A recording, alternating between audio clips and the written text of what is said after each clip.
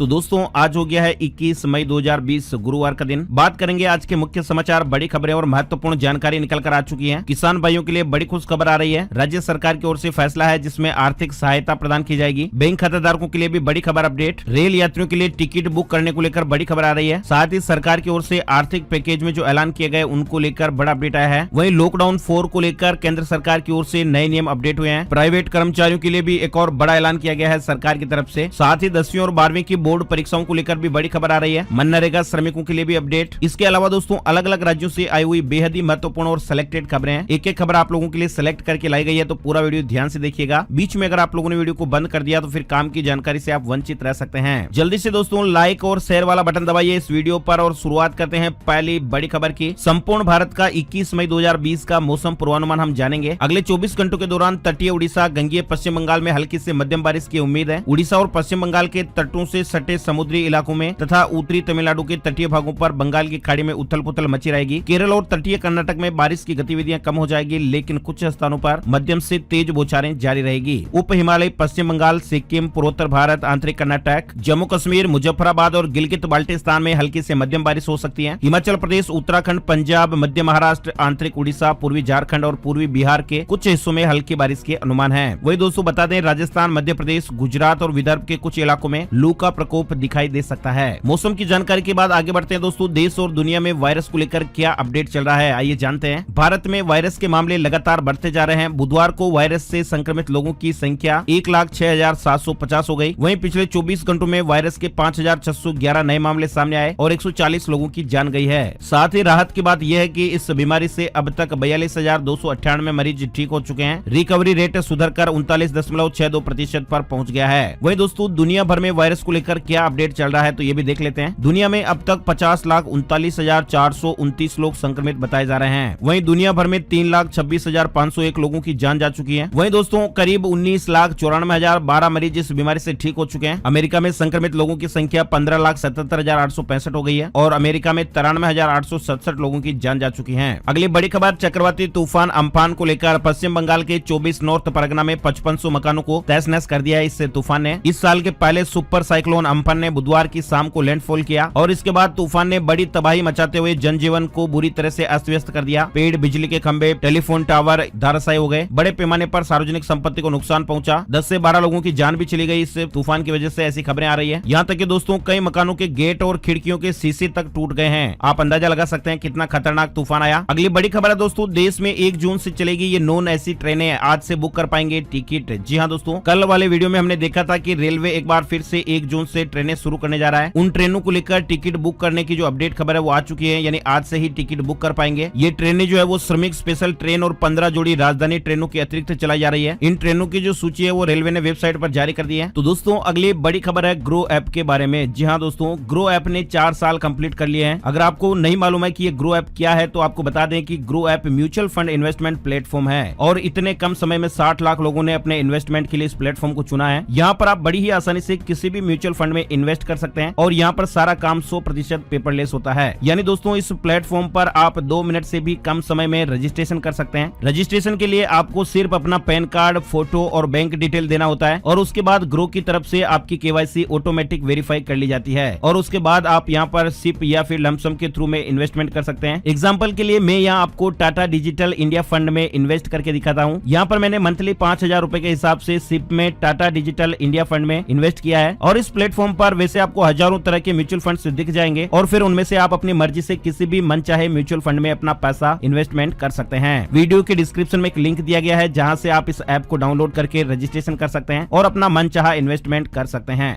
अगली बड़ी खबर, देश में 25 मई से शुरू होने जा रही है घरेलू उड़ानें। जल्द ही बुकिंग की जानकारी भी आने वाली है। नागरिक उड्डयन मंत्री हरदीप सिंह पुरी ने जानकारी दी है कि सभी हवाई अड्डों और विमानन कंपनियों को 25 मई से परिचालन के लिए तैयार होने की सूचना दी जा रही है। यात्रियों के लिए आवाजाही के लिए जो नियम है वो अलग से जारी किए जाएंगे। यानी सोमवार 25 मई 2020 से चुनिंदा घरेलू विमानों का परिचालन किया जाएगा। हवाई यात्रा को लेकर अपडेट है। अगली बड़ी खबर व्हाट्सएप यूजर्स के लिए आई है दोस्तों। जैसा कि आपको मालूम है कुछ समय पहले ही कंपनी ने स्टेटस पर पोस्ट करने वाले जो वीडियो की समय सीमा है 30 सेकंड से कम कर दिया था, यानी 15 सेकंड कर दिया था। लेकिन अब कंपनी वीडियो के समय को वापस 30 सेकंड करने जा रही है। ये अपडेट फिलहाल लेटेस्ट बीटा मोड 2.20.166 में देखा जाएगा। वह बेटा इन्फो ने ट्वीट करके जानकारी शेयर की है, आप देख सकते हैं। व्हाट्सएप स्टेटस को लेकर ये अपडेट है। हैं। अगली बड़ी खबर आई है दोस्तों, लाचार पिता को साइकिल पर बिठाकर 1000 किलोमीटर से अधिक लंबा सफर तय किया है बिहार की इस बेटी ने। जी हाँ दोस्तों, 14 साल की ज्योति ने साइकिल से गुड़गांव से दरभंगा तक की यात्रा 7 दिन में पूरी करके ये साबित कर दिया है कि हम बेटियां किसी से कम नहीं हैं। लॉकडाउन में ज्योति अपने पिता मोहन पासवान को साइकिल पर बिठाकर 1000 किलोमीटर से ज्यादा की दूरी को 7 दिन में तय करके गुड़गांव से बिहार के दरभंगा पहुंच गई। रास्ते में कई परेशानियां भी आई, हर बाधा को ज्योति ने बिना हिम्मत हारे पार किया। ज्योति का जो ये जज्बा है वो वाकई में तारीफ काबिल है दोस्तों। सोशल मीडिया पर इस तरह की खबर वायरल होते ही लोगों की नजरों में ज्योति नायिका बन गई। घर पहुंचते ही उससे मिलने के लिए लोगों का तांता लग गया। हालांकि फिलहाल उन्हें क्वारंटाइन के तौर पर स्कूल में रखा गया है। ज्योति के इस जज्बे को देखकर अब हर कोई ज्योति की सहायता को तैयार है। भरपूर मदद की पेशकश की जा रही है। ज्योति ने कहा कि पुलिस के जवानों ने मिलने के बाद 5000 रुपए की आर्थिक मदद भी दी है। साथ ही स्थानीय प्रशासन की ओर से भी मदद का ऐलान किया गया है। ज्योति आज के कलयुग की श्रवण कुमारी है जो अस्वस्थ पिता को दिल्ली से अपने घर लेकर आई है। इस बिटिया के लिए एक लाइक तो यहाँ पर जरूर बनता है। इसके जज्बे को सलाम करते हैं हम। बात करेंगे दोस्तों अगली बड़ी खबर की। केंद्र का निर्देश, गर्भवती महिलाओं, दिव्यांग और बीमार कर्मियों को न बुलाया जाए कार्यालय। केंद्र सरकार ने सभी विभागों को इस तरह के निर्देश जारी किए हैं। वहीं दोस्तों बड़ी खबर आ रही है, आर्थिक पैकेज में इन ऐलानों पर कैबिनेट ने लगाई मुहर। वित्त मंत्री निर्मला सीतारमण द्वारा आर्थिक पैकेज में किए गए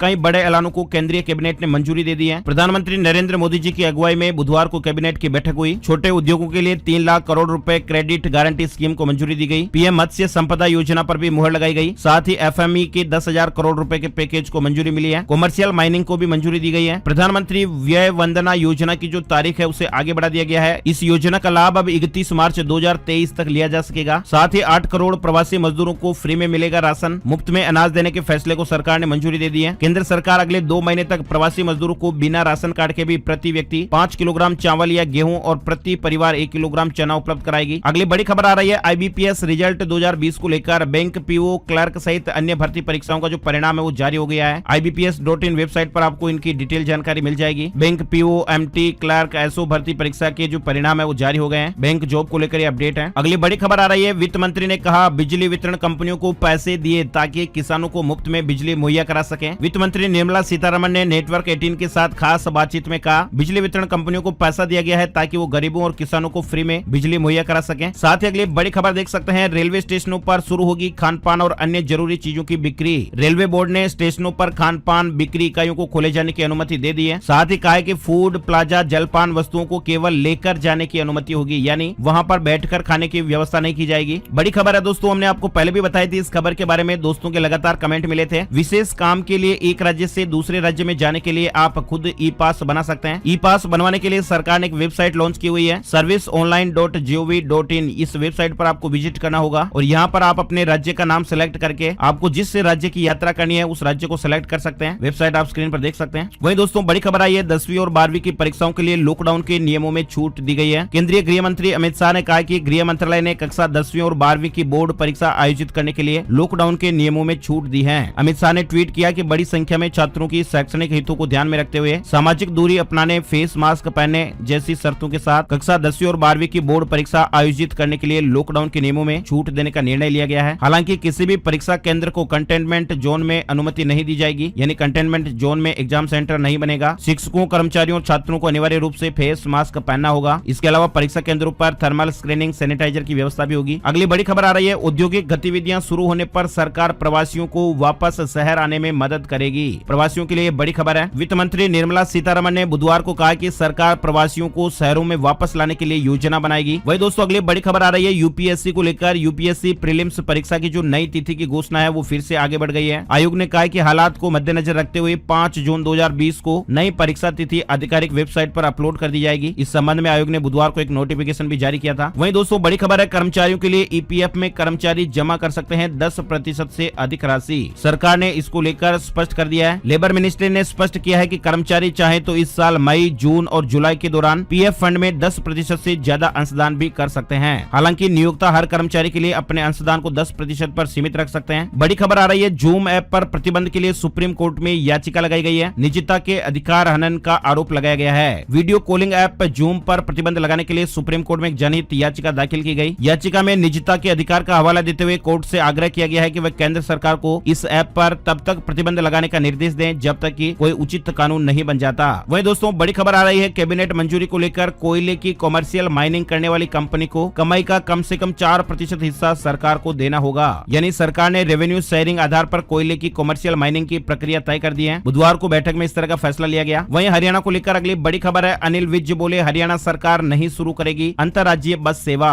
सीएम भी इस पर सहमत है। वायरस के बढ़ते मामलों को देखते हुए सरकार ने इस तरह का निर्णय लिया है। सुबह स्वास्थ्य मंत्री अनिल विज की मुख्यमंत्री मनोहर लाल के साथ बैठक हुई, जिसमें विज ने सीएम के सामने ये मुद्दा रखा। विज ने बताया कि मुख्यमंत्री उनकी बात से सहमत है। उन्होंने बसें दूसरे प्रदेशों में न भेजने की हामी भर दी है, यानी अब सिर्फ हरियाणा के अंदर ही बसों का संचालन किया जाएगा। इस तरह की अपडेट है। वही दोस्तों बड़ी खबर है, देश में 1 करोड़ के पार पहुंच गई है आयुष्मान भारत लाभार्थियों की संख्या। पीएम मोदी जी ने इसको सकारात्मक पहल बताया है। प्रधानमंत्री जी ने ट्विटर पर लिखा कि हर भारतीय को गर्व होगा कि आयुष्मान भारत के लाभार्थियों की संख्या 1 करोड़ के पार हो गई है। उत्तर प्रदेश को लेकर बड़ी खबर आ रही है, योगी सरकार ने उत्तर प्रदेश स्टार्टअप फंड का शुभारंभ किया है। साथ ही भारतीय लघु उद्योग विकास बैंक को 15 करोड़ रुपए की प्रथम किस्त सौंपी। मुख्यमंत्री ने कहा कि कृषि, स्वास्थ्य, शिक्षा और अन्य महत्वपूर्ण क्षेत्रों के लिए एक नई स्टार्टअप नीति प्रदेश में बने, जिससे प्रदेश का युवा जुड़ सके। इसके साथ ही जॉब की संभावनाओं को बल मिल सके। यानी नई स्टार्टअप नीति के तहत अधिक से अधिक युवाओं को स्टार्टअप लगाने के लिए प्रेरित किया जाएगा। अगली बड़ी खबर आ रही है, राष्ट्रीय माध्यमिक शिक्षा अभियान को लेकर अब डीडी मध्य प्रदेश पर लगेगी 9वीं से 12वीं तक की क्लासेज। अभी तक 10वीं और 12वीं के छात्रों के लिए कक्षाएं लग रही थी। गुरुवार से सुबह से शाम तक में 4 शिफ्ट में अलग अलग कक्षाओं के लिए दूरदर्शन मध्य प्रदेश पर पाठ्यक्रम का प्रसारण किया जाएगा। सुबह 10 से 11 बजे तक 9वीं क्लास के लिए, सुबह 11 से दोपहर 12 बजे तक 11वीं क्लास के लिए, दोपहर 12 से 1 बजे तक 10वीं क्लास के लिए और फिर दोपहर 3 से शाम 4 बजे तक 12वीं क्लास के लिए पढ़ाई कराई जाएगी। वहीं मध्य प्रदेश को लेकर बड़ी खबर है, हायर सेकेंडरी और हायर सेकेंडरी व्यावसायिक के शेष विषयों की परीक्षाएं 9 जून से 15 जून तक संचालित की जाएगी। परीक्षार्थी परीक्षा की तारीख और समय सारणी जो है वो वेबसाइट पर देख सकते हैं। आगे बढ़ते हैं दोस्तों, अगली बड़ी खबर आ रही है राजस्थान को लेकर। राजस्थान के तीनों डिस्कॉम अब वास्तविक मीटर रीडिंग के ही देंगे बिल। प्रदेश भर के उपभोक्ताओं को अब अगला बिजली बिल वास्तविक मीटर रीडिंग से ही दिया जाएगा, ताकि बिल चुकाने को लेकर कोई कंफ्यूजन नहीं हो। जयपुर, अजमेर और जोधपुर डिस्कॉम ने ग्रीन जोन में कर्मचारियों को भेजकर मीटर रीडिंग के आधार पर बिल देने का काम शुरू भी करवा दिया है और अब ऑरेंज और रेड जोन में भी मीटर की रीडिंग ली जाएगी। वहीं दोस्तों बड़ी खबर आ रही है, देश में बनी चांद जैसी मिट्टी का इसरो को मिला पेटेंट। चंद्रयान 2 मिशन के दौरान बनाई थी भारतीय स्पेस एजेंसी को चांद जैसी मिट्टी बनाने की तकनीक का पेटेंट मिल गया है। वहीं बड़ी खबर आ रही है, उत्तराखंड को लेकर 2 लाख मनरेगा श्रमिकों के लिए अच्छी खबर आई है। मनरेगा के तहत काम करने वाले श्रमिकों को अब हर दिन 19 रुपए ज्यादा मिलेंगे, यानी अभी तक 182 रुपए दिए जा रहे थे, उन्हें बढ़ाकर 201 रुपए कर दिया गया है। वहीं दोस्तों पंजाब को लेकर बड़ी खबर है, सभी कॉलेजों में मेडिकल कोर्स की जो फीस है वो समान होगी। गेस्ट फैकल्टी को मैटरनिटी लीव मिलेगी। पंजाब के सभी सरकारी और निजी मेडिकल कॉलेजों और विश्वविद्यालयों में डॉक्टरी की पढ़ाई की फीसों में समानता लाई गई है और इसके लिए मंगलवार को मेडिकल शिक्षा एवं अनुसंधान विभाग द्वारा साल 2020 में जारी नोटिफिकेशन में आंशिक संशोधन कर दिया है। ये जानकारी आप और देख सकते हैं। इसके अलावा दोस्तों हरियाणा को लेकर बड़ी खबर आ रही है, 36,000 छात्रों को हरियाणा सरकार ने बड़ी राहत दी है। शिक्षा लोन का 3 महीने तक ब्याज सरकार भरेगी, यानी हरियाणा सरकार ने लोन लेकर पढ़ाई कर रहे विद्यार्थियों को बड़ी राहत दी है। शिक्षा लोन का 3 महीने का ब्याज माफ कर दिया गया है। 36,000 विद्यार्थियों को 40 करोड़ रुपए का लाभ होगा। अगली बड़ी खबर टेक्नोलॉजी जगत की है, Redmi 10X 5G powerful chipset के साथ 26 मई को लॉन्च होगा। ये फोन पावरफुल चिपसेट पर आधारित होगा। साथ ही अगली बड़ी खबर आ रही है सोशल मीडिया को लेकर, ट्विटर पर खुद ट्रेंड हुआ ट्विटर। जी हाँ दोस्तों, फॉलोवर कम होने पर यूजर्स ने ट्रोल किया है। माइक्रो ब्लॉगिंग साइट ट्विटर पर आए दिन कुछ न कुछ ट्रेंड करता रहता है, लेकिन बुधवार को ट्विटर इंडिया पर यूजर्स ने ट्विटर को ही ट्रेंड करा दिया। ट्विटर इंडिया नाम से हैशटैग चलाकर ट्विटर को ट्रोल किया गया। यूजर्स का आरोप है कि इस प्लेटफॉर्म पर रातों रात उनके फॉलोवर्स कम हो गए हैं। तो इसको लेकर कंपनी ने जानकारी दी है कि कुछ फर्जी जो फॉलोवर है या फिर इनएक्टिव अकाउंट्स है उनको हटाया गया है। अगली बड़ी खबर, रिलायंस ने शेयरधारकों को बड़ी राहत दी है। 3 किस्तों में जमा कर सकेंगे राइट्स इश्यू का भुगतान। इन्वेस्टमेंट करने वाले दोस्तों के लिए खबर है। साथ ही दोस्तों HDFC बैंक ने वरिष्ठ नागरिकों को FD डिपॉजिट पर सामान्य ग्राहकों से ज्यादा ब्याज देने का फायदा दिया है। इससे पहले भारतीय स्टेट बैंक ने भी वरिष्ठ नागरिकों के लिए इसी प्रकार का प्लान पेश किया था। सीनियर सिटीजन के लिए नई डिपॉजिट स्कीम की शुरुआत की गई है, आप देख सकते हैं। अगली बड़ी खबर दोस्तों, नई सर्विस से छोटे व्यापारियों को महामारी से उबारने के लिए फेसबुक ने शुरू की है ऑनलाइन शॉप सर्विस। ऑर्डर लेकर शुरू कर पाएंगे काम, यानी इसमें शॉपकीपर जो है वो फेसबुक पर अपनी ऑनलाइन दुकान बना पाएंगे, जिसमें वे अपने तरीके से चीजों और सामानों को रख पाएंगे। इस सर्विस को इंस्टाग्राम पर भी शुरू किया जाएगा। यदि आप स्टोर या रेस्टोरेंट को खोल नहीं सकते तो तभी से ऑनलाइन ऑर्डर ले सकते हैं, उन्हें लोगों को भेज सकते हैं। फेसबुक शॉप जो है वो किस तरह से काम करेगा इसकी जानकारी भी आपको बताई गई है। साथ ही हरियाणा बोर्ड के सचिव ने बताया है कि कब जारी होगा 10वीं क्लास का रिजल्ट, जानकारी में आप देख सकते हैं। खबर है कि मई अंत तक 10वीं का रिजल्ट जारी किया जा सकता है। कुछ फर्जी खबरें भी चल रही है इसको लेकर, लेकिन यहाँ पर हरियाणा विद्यालय शिक्षा बोर्ड के जो सचिव है राजीव प्रसाद जी, उन्होंने रिजल्ट को लेकर जो खबरें चल रही है उनको गलत गलत बताया है और उन्होंने कहा कि मई अंत तक 10वीं का रिजल्ट जारी किया जा सकता है। वहीं बड़ी खबर आ रही है, एसोसिएशन ऑफ रेडियो ऑपरेटर्स ने सूचना प्रसारण मंत्री को खत लिखकर आर्थिक पैकेज मांगा है। बड़ी खबर न्यू कार अपडेट को लेकर हुंडई ने लॉन्च किया है सेडान वर्ना का नया संस्करण। हुंडई मोटर इंडिया लिमिटेड ने बुधवार को सेडान वर्ना के नए संस्करण की पेशकश कर दी है। इसकी कीमत और अन्य जानकारियां आप यहाँ पर देख सकते हैं। वहीं दोस्तों बड़ी खबर आ रही है, दिल्ली को लेकर डीटीसी बसों में 20 से ज्यादा सवारियां मिलती है तो ड्राइवर और मार्शल पर कार्रवाई की जाएगी। सरकार ने कुछ शर्तें रखी है जिसमें एक बस में सिर्फ 20 सवारियां ही बैठाने का नियम शामिल है। सरकार ने इस नियम को और सख्त बना दिया है। अगली बड़ी खबर दोस्तों, ग्रेच्युटी पेमेंट के नियमों में हुआ बड़ा बदलाव, पीएफ की तरह कर सकेंगे ट्रांसफर। नौकरी पेशा लोग आगे बढ़ने और ग्रोथ के कारण अक्सर नौकरी बदलते रहते हैं। खास तौर पर प्राइवेट सेक्टर में ये काम बेहद तेजी से होता है। ऐसे में उस व्यक्ति के जॉब बदलने के साथ ही उसका पीएफ भी ट्रांसफर होता रहता है, लेकिन ग्रेच्युटी ट्रांसफर नहीं होती है। और ऐसे में कई बार तो लोग ग्रेच्युटी ट्रांसफर के लिए कंपनी में 5 साल तक लगे रहते हैं। लेकिन अब दोस्तों लगातार मीडिया में इस तरह की खबरें आ रही है कि अब कंपनी बदलने पर पीएफ की तरह ही ग्रेच्युटी ट्रांसफर का भी मौका मिल सकता है। दरअसल लेबर रिफॉर्म के तहत कंपनी ने इस प्रस्ताव पर काम करना शुरू कर दिया है। इस तरह की खबर अपडेट आप देख सकते हैं। बड़ी खबर है दोस्तों, छत्तीसगढ़ में राजीव गांधी किसान न्याय योजना की आज शुरुआत होने जा रही है। प्रति एकड़ 10,000 रुपए की सहायता दी जाएगी सरकार की तरफ से। छत्तीसगढ़ में 21 मई को राजीव गांधी किसान न्याय योजना की शुरुआत होगी। किसानों को राशि 4 किस्तों में सीधे उनके बैंक खातों में हस्तांतरित की जाएगी और इस योजना के तहत खरीफ 2019 से धान और मक्का लगाने वाले किसानों को अधिकतम 10,000 रुपए प्रति एकड़ की दर से सहायता राशि दी जाएगी। और इस योजना के तहत राज्य के 19 लाख किसान भाइयों को 5700 करोड़ रुपए की राशि 4 किस्तों में सीधे उनके बैंक खातों में हस्तांतरित की जाएगी। ये जानकारी आप देख सकते हैं, छत्तीसगढ़ को लेकर अपडेट था। वही दोस्तों अगली बड़ी खबर आ रही है, अब सहकारी बैंक डेयरी और फिशरीज के लिए भी देगा किसान क्रेडिट कार्ड। बिहार को लेकर ये खबर है, राज्य के सहकारी बैंक किसानों के साथ ही डेयरी के लिए पशुपालकों और मछली पालकों को केसीसी देंगे। बुधवार को सहकारिता विभाग की सचिव वंदना प्रेयसी ने सहकारी बैंकों की समीक्षा के दौरान केसीसी देने का निर्देश दिया है। अगली बड़ी खबर gold price today silver price today update को लेकर 20 मई 2020 को सोने चांदी के रेट इस प्रकार रहे। सोना 47,356 रुपए प्रति 10 ग्राम पर रहा और चांदी 48,315 रुपए प्रति किलोग्राम के भाव पर रही।